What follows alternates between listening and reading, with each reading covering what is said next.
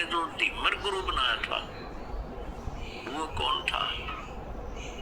वो एक पुण्यात्मा थी। किसी समय परमेश्वर कबीर जी की शरण में रहे थे, लेकिन हम कुछ दिनों के बाद इस काल के ज्ञान के ऊपर फिर दोबारा टिक जाते हैं, भगवान की भक्ति त्याग देते हैं।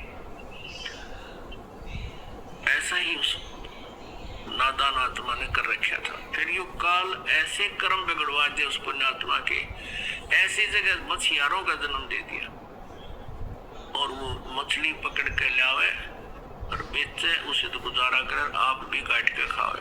अब कहते हैं कबीर कमाई अपनी कदे ना निष्फल जा, सात समुद्र आटे पड़े मिले लगा हुआ। क्या हुआ कि एक बार वो जिस राज्य में रहता था वहां के सभी तालाबों की मछलियां उसने पकड़ ली थी। कालू नाम के जीवर ने, वो तो खाली हो लिए थी। उसने देखा कि पड़ोसी राजा एक बहुत धार्मिक व्यक्ति था। उसने सब जगह ये आदेश दे रखा था कि मेरे राज्य में हिंसा नहीं हो, जीव हिंसा नहीं हो, और इस कारण से किसी भी तालाब में कोई मछलियां नहीं पकड़ता था। और वो चला गया कालू, उसने देखा सी मोटी मोटी तोरी सी बारह बारह गया सी कूदते उसके अंदर। उसने सोचा सवेरे करूंगा काम। उसको ये भी पता था कि राजा ने यहाँ आदेश दे रखा है कि यहाँ प्रतिबंध है। उसने सोचा रात में चोरी करूंगा। अपनी पत्नी से कहकर चला गया कि मैं ऐसे ऐसे जा रहा हूँ उस तालाब पर, और है तो वहाँ खतरे का काम, पर देखी जाएगी, अब रोजगार तो यही है। अब वो पहुंच गया वहां तालाब पर। तालाब के आसपास झाड़ बोझड़े भी होते हैं। उसने जाल डाला था। सुबह का टाइम हो गया, 4 बजे। उस गर्मियों के दिन थे, थोड़ी सी सर्दी सी भी थी, इस तरह टाइप का मौसम था। तो उसको सर्दी लगी, तालाब में से निकला। उसने क्या करा, एक अग्नि जला ली हाथ सेकने के लिए। अग्नि जलाई, लकड़ तोड़कर हाथ उठ सेके। और पहले तो उसने देखा कि कोई होगा तो यहाँ आ जाएगा, आग जला लेता हूँ। उसने आग जला दी, देखा कोई नहीं आया। कोई पहरेदार होगा था, होगा भाई कैसे है, बातचीत पूछा, कह दूंगा मेरा चलता हूँ, ठंड लग रही है थोड़ी, हाथ सेको। थोड़ी सर्दी सी थी। कोई नहीं आया तो उसने जाल डाली थी। उधर से उसी नगरी का राजा, उस क्षेत्र का राजा हाथी पर सवार हो गए और उसी के साथ साथ से रास्ता सा दूसरे शहर में जा रहा था।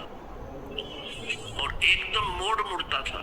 उस मोड़ के मुड़ते ही राजा का पूरा काफिला एकदम बाहर आया और उसकी नजर पड़ी। वो सारा ही 4 किले का फैसला था मोड़ का। एकदम घबरा गया वो कालू जी मर कि भी आज तो बात बिगड़ेगी, राजा आ गया, राज तेरी सजाए मौत होगी। मैंने कानून तोड़ दिया, वो डर गया। उसने क्या कर रखा था, एक लंगोट पहन रखा था शरीर पे, बस पानी में बढ़ने की तैयारी थी। तो उसने, और ऊपर बड़े बड़े बाल थे, दाढ़ी थी। उसने और कोई बात ना सोची बचाओ की। जो राख लकड़ी जला रखी थी वो राख थी। उस राख को सारे शरीर पर, मुंह पर सारे ला के, और वही बैठ गया। वो धुआं सा बना हुआ था, थोड़ी थोड़ी आग सलग रही थी। साधु रूप बना के बैठ गए। वो राजा था धार्मिक। उसने देखा महात्मा बैठा है, वही काफिला रुकवा लिया। अगरों को हाथी से नीचे उतारो, अंबारी लगा दी पड़ी थी और नीचे उतार दी। और वो आंखें खोल के देखा कि ले भाई मर गया, आज तो आधी आधी खोल और फिर बंद कर लेगा, आज मर गया, वो तो आ गया तेरी तरफ। उन्होंने सोचा और कोई चारा भी नहीं है, अगर बच गया तो इससे मुद्रा में बच गया। राजा ने आवाज लगाई, प्रणाम किया, राम राम बोलिया। वो कड़ा बोलते पिछले पहचाना जा, मौन धारण कर गया। अब राजा ने सोची वे साधु संत अपनी भक्ति करते हैं, वो गड़ा छेड़ा छड़ी नहीं करनी चाहिए। 5 असरपी सोने की असरपी होती थी, अच्छी 10-10 ग्राम की।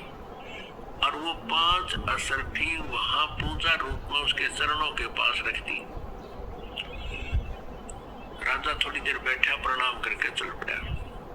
उधर से उसके डरते की, क्योंकि पिछले संस्कार अच्छे थे, उसका उस समाधिस्थ हो गया और ऊपर सोपन सा देख रहा है। उधर से उसकी पत्नी को चिंता हुई कि आया नहीं, दिन के 10 बज गए। वो चली करता है जिस सरोवर का वो कह के गया था, वहीं जाकर देखा तो क्या कर रहा है, साधु बना बैठा। और उसकी पत्नी ने पहले तो उसको आवाज लगाई कि तू मर रहा गाड़ा कित बैठा है, चल जल्दी करने, कोई आ गया, यहाँ आ गया, तुझे पकड़ लेगा। वो ना उठिया तो उसके एक मारा कड़मड़ थप्पड़, ये खड़ा हो ले तू। उसने नो कहा, मैं तो आज आया था जी, आज आया था जी।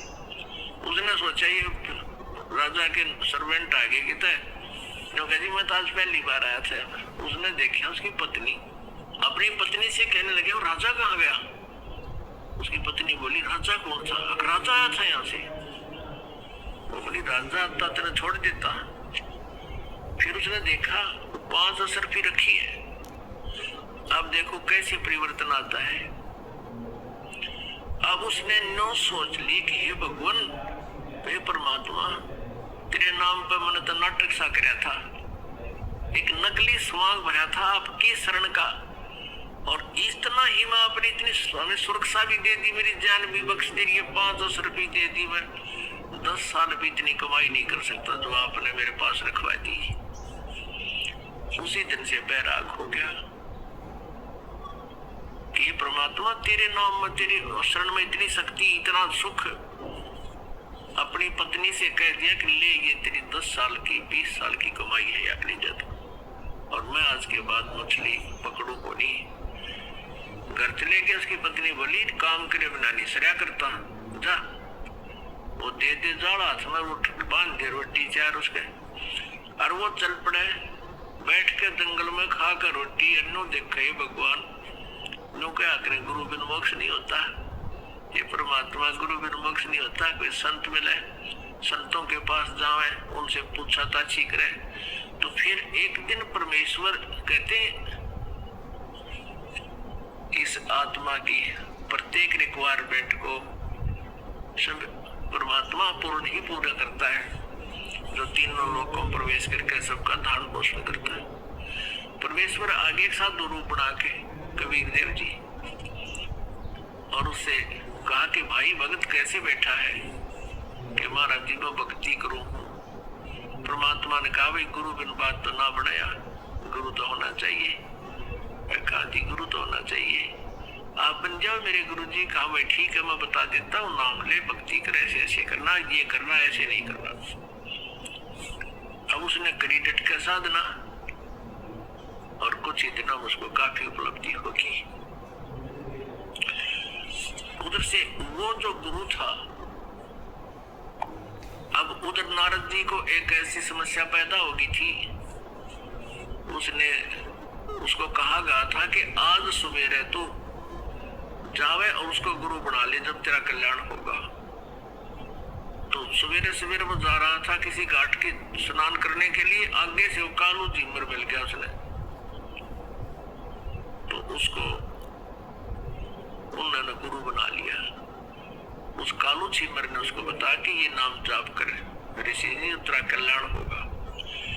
अब कहने का भाव ये है पुणात्मा, हम ये सोचा करते थे कि कालू जो था एक सिंपल सा साधारण आदमी, एक मछियारा था, और उसको नारद जी ने गुरु बना लिया तो उसका उस सत्र का कल्याण हो गया। अब उस समय वो कालू झिमर नहीं था, उसने सारी बुराई छोड़ दी थी, वो संत बन गया था। लेकिन हम फिर भी वो फीत उतारते नहीं उसको फिर भी धीमर कहा करते थे, झीमर कहा करते, जबकि ऊपर संत हो गए थे।